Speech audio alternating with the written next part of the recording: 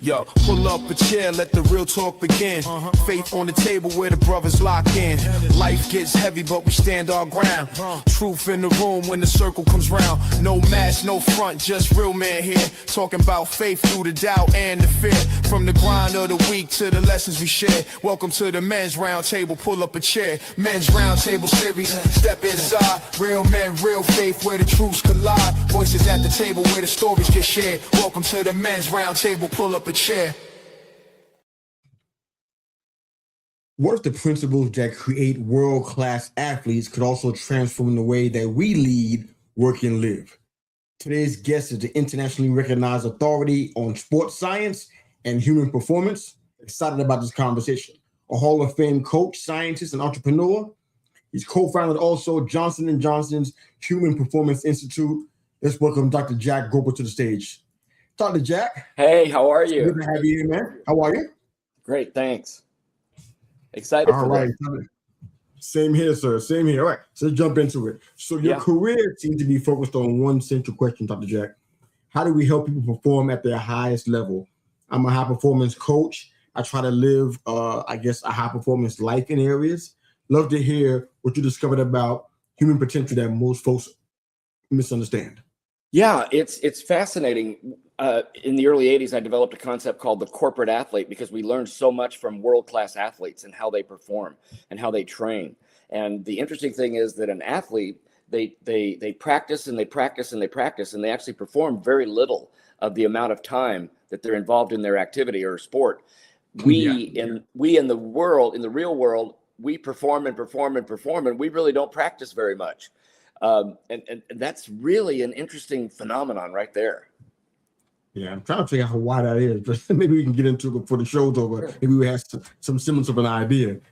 You spent years studying elite athletes, and then you help corporate leaders kind of apply some of the same principles. I know that those are two different worlds. They have some similarities, but what do you think would be the biggest similarities between a world-class athlete and somebody who is a leader in that genre, in the corporate space, performing at a high level? Are there some one or two big similarities that you see? Yeah, they're very lifestyle. Yes, they're very focused on self-leadership and self-leadership. Okay. Yeah, they have to do for themselves. The problems are that in both areas they struggle sometimes in their personal lives, but they're uber focused in their professional lives, both the world-class athlete and the world-class corporate athlete. So here's a question for you, Dr. Jack, as a follow-up. Yeah, sure. You know that I thought that before you answered it, but how are you helping them with that? Because it's nothing wrong with being focused, having a single focus, but to some degree, it can go into an extreme place. Yes. Where relationships suffer.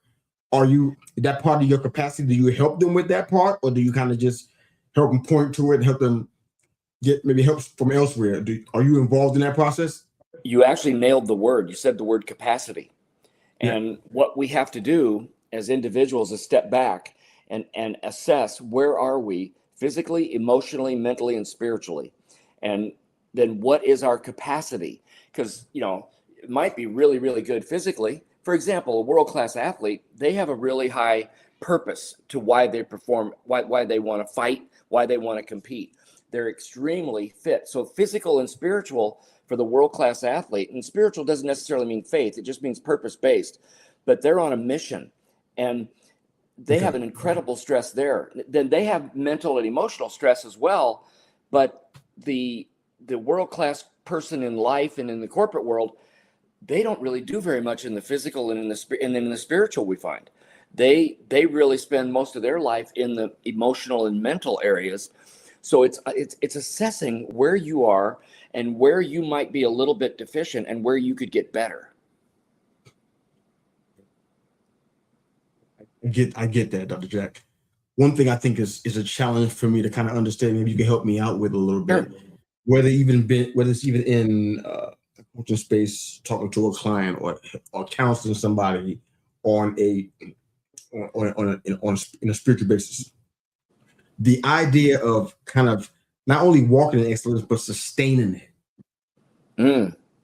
I never really heard anybody give a practical way of doing that. Yep. We know we have to.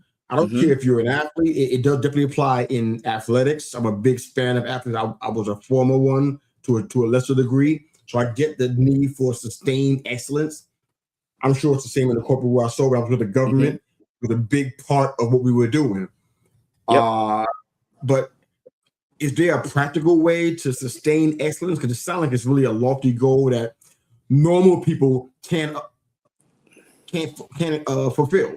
Is that Yes, is I that think I can help you with this one. okay? It's Go ahead. understanding that a human being is a biological organism. We are biological beings. So that's why the physical is so important. And we get the physical. We know we have to sleep and we know we have to eat.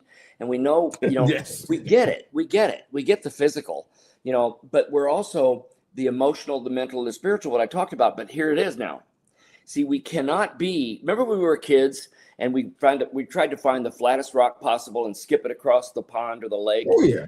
See how far Good we can times. skip it. Unfortunately, that's how a lot of people live their life. We're like that rock skimming across the surface of the water, just go, go, go, go, go. And we can't go deep in our lives.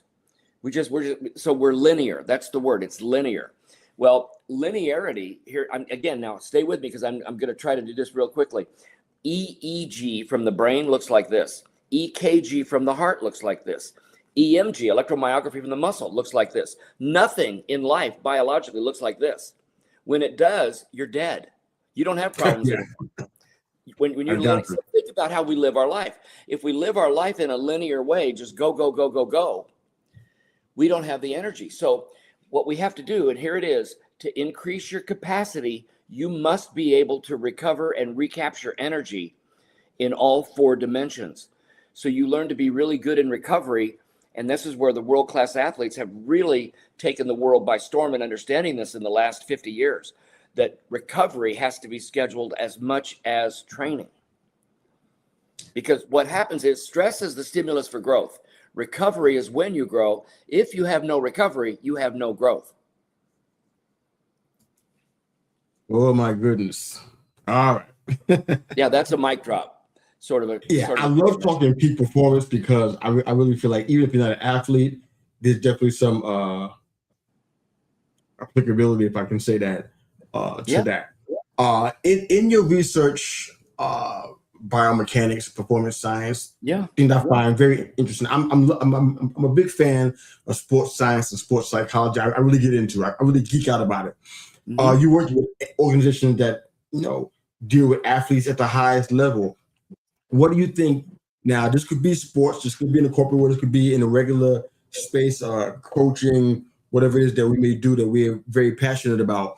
What separates the average performer from somebody who's exceptional, especially at the highest level of pressure? What separates them? Are there separated you can see? There are. They are uber focused as far as sense of purpose as to why they're doing what they're doing. That is by far. Then the greatest ones are not afraid of making a mistake, and they're not afraid of losing. They don't want to lose, but they're not afraid of losing. And that, you show me somebody that's not afraid to lose, that's a very dangerous competitor. You don't want to play against somebody that's not afraid to lose, because they'll just do everything. So let's look at that real quick. Yeah. Somebody who's not afraid to lose. Tell me what are some identifiers of that kind of mindset? What do they do that people who are afraid to lose would not do or don't do? They'll have the attitude that you might get me today, but it might be the only day you ever get me. That's their attitude. It's an attitude that you bring to what you do. Whatever it is, you might get me today. And okay, you got me today. Maybe you won't get me tomorrow. I mean, that's literally how they think. You might say that's cockiness. Not necessarily. It's just the highest level of confidence. It's not cocky necessarily. It's the confidence level that they develop, that they trust the process of their training.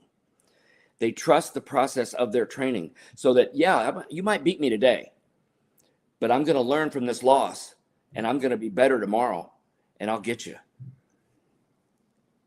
See, that's the part right there. That last part you just added in. Now you provided another question for me to ask you that wasn't on my original list. So when somebody prepared now, that's that's the way I think about stuff, especially from a competitive room. I was always like that. I really thought something was wrong with me because I would analyze and overanalyze. I still kind of do that in some situations. Overanalyze those things where I misstep. Oh, you know what? I should have went this way instead of going that way. Should have did this instead of doing that. But I think part of me just being honest and transparent on my own show, it didn't sound like it was healthy for me to go into that space. So you didn't think that was healthy? Or am I missing something? Okay. So you got to understand what my background. I'm old enough that I was one of the first people ever doing high-speed cinematography with world-class sports. So this is way before video. So now all these teams and organizations have these uber, budgets to do video analysis. When I'm doing this, I'm being told by managers of professional baseball teams, do not let the players see these films, because they were afraid of paralysis by analysis. They didn't want the players overthinking. So now let's get into what you're talking about. See, the fact that you had so much confidence and you could execute, and then, okay, maybe you didn't execute today as well. Maybe it's because you had a disagreement with a loved one, or you didn't sleep well.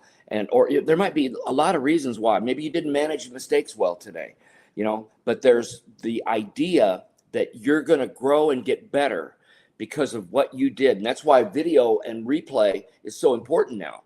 When somebody says, the interviewer says, well, how are you going to play better tomorrow? Well, right away, they all say, I'm going to look at the video. I'll be looking at the tape tonight. And, and that's common phrase now. You got to understand, what I'm getting in the field way back in the 70s and 80s, that was unheard of. You didn't do that. So, I was told literally when I was working with base running with a professional team, I was told, do not let the players see these films. And yet what happened was, because I had the camera set up behind third base and I was looking at sliding, and we published this in a peer-reviewed journal. But what happened was I got the films developed overnight. You're going to love this. And when I got the films, I went, oh my gosh. I called the first base coach, who became a dear friend of mine. I said, you got to come look at these films. He came to my room. I've got this big projector. He's looking at it. He's, oh my gosh, we got to show the manager. And I'm going, no, we don't, because the manager doesn't like me. This guy was cursing at me yesterday, because of the films. They don't want this around the films. When we get there, we show the manager, the coaching staff. Guess what? By accident, we got the pickoff move of the opposing pitcher in high-speed film. Wow. And the manager goes, can you shoot films again today? Wow. And this was before video ever existed. But until they saw something that they couldn't see with the naked eye, they went, oh my gosh, we can get stronger. So think about capacity. We know what to identify. Maybe it's a belt buckle. I'll look at the belt buckle on the pitcher, and if it moves toward first, he's coming here. Or if it goes home, I know I can go. And then it's a matter of understanding the first step. Is it a pull in or a jab step? I had so much fun doing this in the 80s. It was amazing. I wish I could have been in the room. That sounds like great stuff. Right down my alley. All right. Yeah. We're down to one more question because I can't ask you this. So all right. So at the end of our show, we normally go into a mirror check, but this show is primarily for a male audience. So I want you to speak to the people who are watching, listening, the husbands, fathers, brothers, and sons who may be in a place where they are listening or they will listen on replay, and they know they have more potential inside of them, Dr. Jack. They know that they haven't consistently accessed that potential. When they're looking in the mirror, what are they asking themselves? What would you say to them if you had them in the room with you? How would you help them? Whether they're an athlete, whether they're a competitor in the corporate realm, or they're competing against the guy in the mirror as an entrepreneur, as an author, as a content creator. I got all those folks that watch this show, podcasters. What would you say to them to kind of help them access that potential? And you can break it down as much as you need to. Go ahead. I love this question because I wrote my memoir this year. It came out this year called Mountains Within.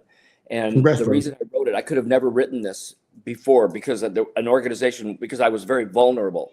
And what I want everybody to understand, all the men listening, I thought I was doing everything right. I thought I was doing everything right, and I wasn't.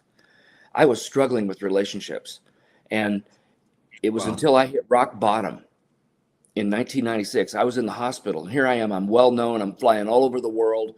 You know, I'm the founding chairman of the Sports Science Committee for the U.S. Tennis Association. I'm educating coaches.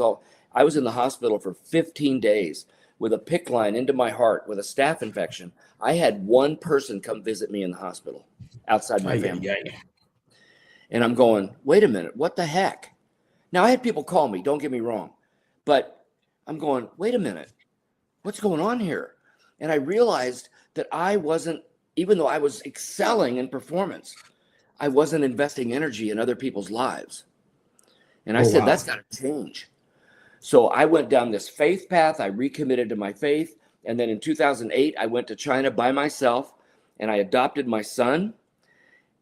And I think God has a sense of humor because he's going to send this man in his 50s to China by himself. They're going to put a screaming 3.5-year-old in his arms that doesn't want to be with him, that's screaming in Mandarin that he's being kidnapped. Oh, boy. And the father cannot speak Mandarin and the child can't speak English. So all you've got, this child's been in an orphanage for 4 years. All you've got is facial expression, tone of voice, and touch. That's all you've got. And in 2 weeks, we're going to teach you two how to love each other. Oh my goodness. So now here's my recommendation to all the men listening. Calibrate every day with the question, what matters most right now? Because sometimes we often go down this path. You know, I was the breadwinner, but I wasn't giving energy to my loved ones. I was getting on planes more than I could have, if I would have answered that question. I didn't have to get on all those airplanes.